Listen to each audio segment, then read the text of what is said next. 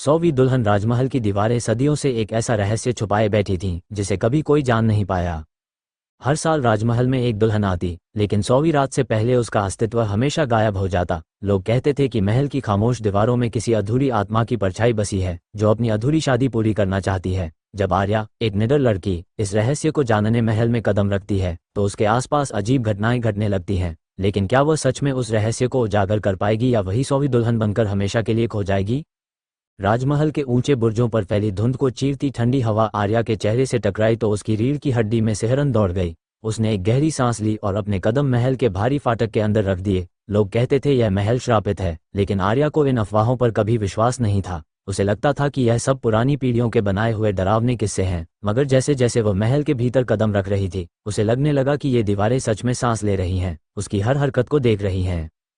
पुराने संगमरमर के फर्श पर उसके कदमों की आहट गूंज रही थी, जैसे कोई अदृश्य छाया उसके पीछे पीछे चल रही हो। वह एक बार पलटी, मगर वहां कोई नहीं था, बस हवा में फैली हल्की सी गंध, मानो किसी ने अभी अभी गुलाब का इत्र छिड़का हो। महल के नौकरों ने पहले ही उसे चेताया था, बिटिया, रात के बाद इस महल के किसी भी हिस्से में अकेले मत घूमना। यहाँ दीवारों के कान हैं और खिड़कियों की आंखें। मगर आर्या यहाँ डरने नहीं, रहस्य उजागर करने आई थी।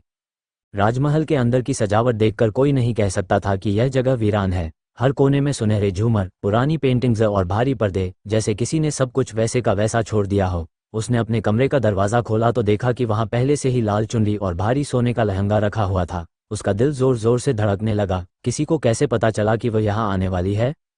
रात होते ही महल की खामोश दीवारें जैसे जिंदा हो उठी। खिड़कियों से आती हवा में किसी के गाने की हल्की आवाज़ गूंजने लगी, एक पुराना शहनाई का राग। ऐसा लगा जैसे कोई शादी का गीत धीरे धीरे करीब आ रहा हो। आर्या ने साहस जुटाकर आवाज़ का पीछा किया। लंबे गलियारों से गुजरते हुए वह उस प्राचीन दरबार के कक्ष में पहुंची, जहां दीवारों पर पुरानी दुल्हनों की तस्वीरें टंगी थीं। हर तस्वीर में दुल्हन की आंखें खाली और निस्तेज, जैसे वो उसे घूर रही हों। अचानक उसे लगा जैसे किसी ने उसकी पीठ पर हल्के से हाथ रखा हो।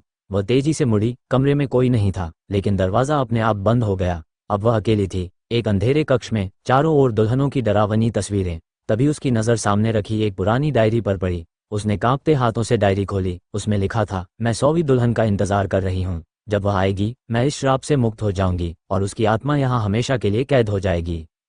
आर्या का दिल तेजी से धड़कने लगा। वह समझ गई कि यह सब महज अफवाह नहीं, एक काला सच है। तभी पीछे से कदमों की आहट सुनाई दी। उसने पीछे मुड़कर देखा, दरवाजे पर एक दुल्हन खड़ी थी, लाल जोड़े में, आंखों में गहरी काली परछाई लिए। उसकी धीमी आवाज़ गूंजी, तुम आ गई, अब खेल शुरू होगा। बिजली की तरह आर्या ने कमरे से बाहर भागने की कोशिश की, लेकिन दरवाज़ा जैसे किसी अदृश्य शक्ति ने बंद कर दिया था। चारों तरफ सन्नाटा। फिर अचानक हंसी की आवाज़, धीमी खौफनाक हंसी। दीवारों पर टंगी सभी तस्वीरों की आंखें खून की तरह लाल हो गईं। आर्या ने कांपते हुए खिड़की की तरफ भागकर उसे खोला, लेकिन बाहर वही घना अंधेरा, जिसमें कुछ भी दिखाई नहीं दे रहा था, जैसे पूरा महल किसी और ही दुनिया में फंसा हो। अगले ही पल उसे अपने पैरों के पास किसी के चलने की आहट सुनाई दी और ठंडी हवा का तेज झोंका उसके बालों में उलझ गया। किसी ने धीरे से उसके कान में फुसफुसाया, तुम अब इस महल की 100वीं दुल्हन हो। उसकी सांसें तेज हो गईं, आंखों में डर की लहर दौड़ गई। उसने अपनी पूरी ताकत लगाकर दरवाज़ा खोला और गलियारों में दौड़ने लगी।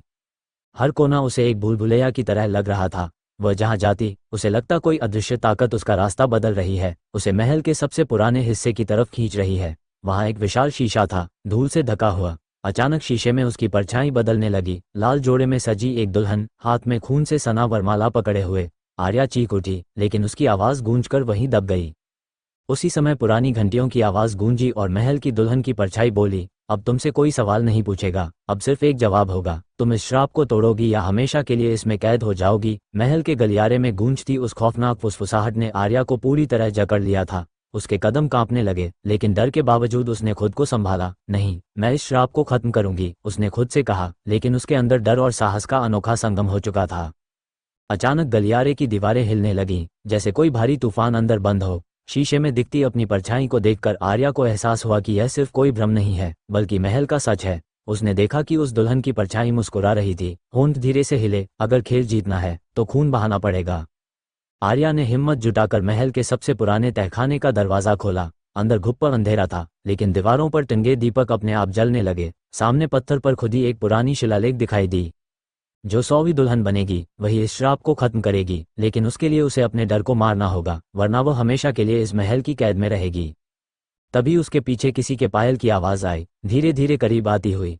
आर्या ने पलटकर देखा, लाल जोड़े में वही रहस्यमयी दुल्हन, चेहरा आधा घूंघट में ढका, लेकिन उसकी आंखें, उनमें इतना दर्द और क्रोध था कि हवा जम सी गई। दुल्हन ने ठंडी आवाज में कहा, तुम समझती हो कि ये खेल आसान है? तुम जान भी नहीं सकती कि इन दीवारों में कितनी चीखें कैद हैं, कितने वादे अधूरे रह गए।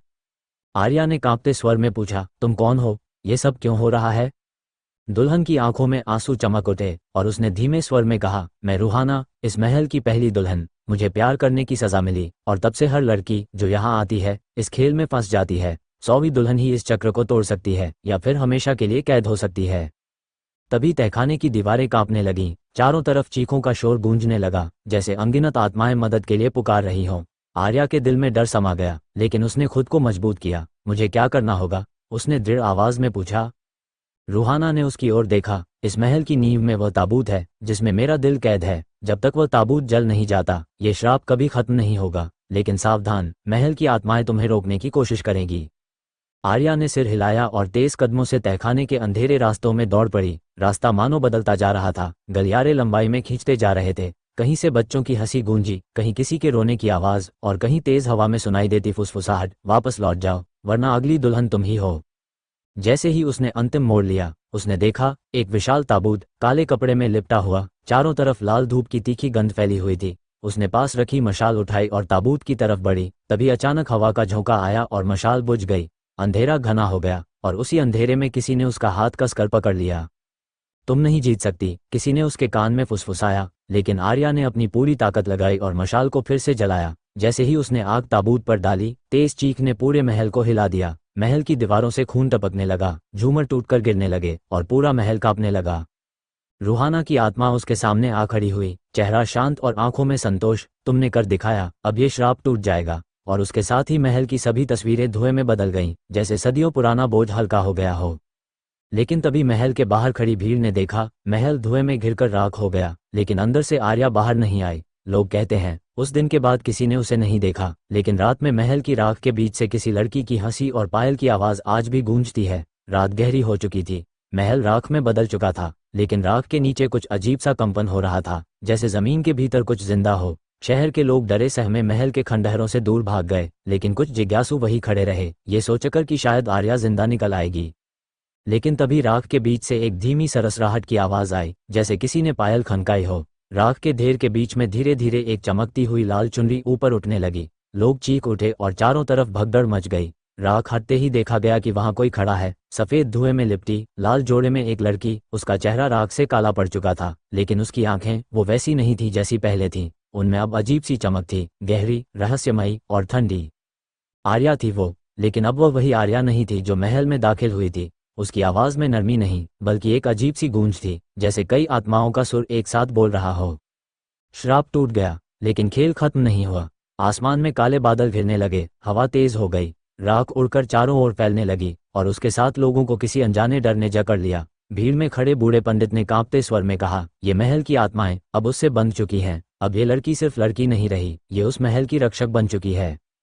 आर्या धीरे धीरे गांव की ओर बढ़ने लगी। उसके कदमों के साथ जमीन पर पायल की खनक गूंज रही थी और जहां जहां वह गुजरती वहां ठंडी हवा चल पड़ती। गांव वाले डर के मारे दरवाजे बंद करने लगे, लेकिन खिड़कियों से झांकते बच्चे उसकी ओर देखते रहे, जैसे किसी अनजाने आकर्षण में बंधे हों। उस रात गांव में एक और अजीब घटना हुई। पुराने कुएं के पास खेलते बच्चों ने देखा कि राख से बनी एक परछाई उनकी तरफ बढ़ रही है। वह परछाई धीरे धीरे एक दुल्हन का रूप लेने लगी, उसी लाल जोड़े में, वही घूंघट, वही ठंडी मुस्कान। बच्चों ने भागने की कोशिश की, लेकिन उनकी जगह पर सिर्फ गूंजती हुई एक आवाज आए, खेल खत्म नहीं हुआ, अगली दुल्हन जल्द ही आएगी। अगली सुबह गांव के मंदिर की घंटियां अपने आप बजने लगी। लोग इकट्ठा हुए तो देखा, मंदिर की सीढ़ियों पर सफेद राख से एक संदेश लिखा हुआ था, जब तक 100 आत्माएं मुक्त नहीं होंगी खेल चलता रहेगा। गांव में डर और सन्नाटा फैल गया। किसी को समझ नहीं आ रहा था कि आगे क्या होने वाला है। कुछ लोग गांव छोड़कर भागने लगे, लेकिन कुछ ने कहा कि आर्या को बचाने का कोई तरीका जरूर होगा। लेकिन उस रात जब गांव पूरी तरह सो रहा था, तभी हवाओं में वही पुराना शहनाई का स्वर गूंजने लगा। दूर नदी के किनारे लाल चुनरी में लिपटी एक परछाई खड़ी थी, आंखें गहरी, निर्विकार, जैसे किसी का इंतजार कर रही हो। और ठीक उसी समय दूर शहर से एक लड़की उस गांव की ओर चली आ रही थी। उसे नहीं पता था कि वह कहाँ जा रही है, बस इतना महसूस हो रहा था जैसे कोई अदृश्य ताकत उसे बुला रही हो। क्या ये लड़की अगली दुल्हन बनने वाली थी, या फिर आर्या अब किसी और के लिए रास्ता तैयार कर रही थी? क्या श्राप सच में खत्म होगा, या ये खेल हमेशा चलता रहेगा?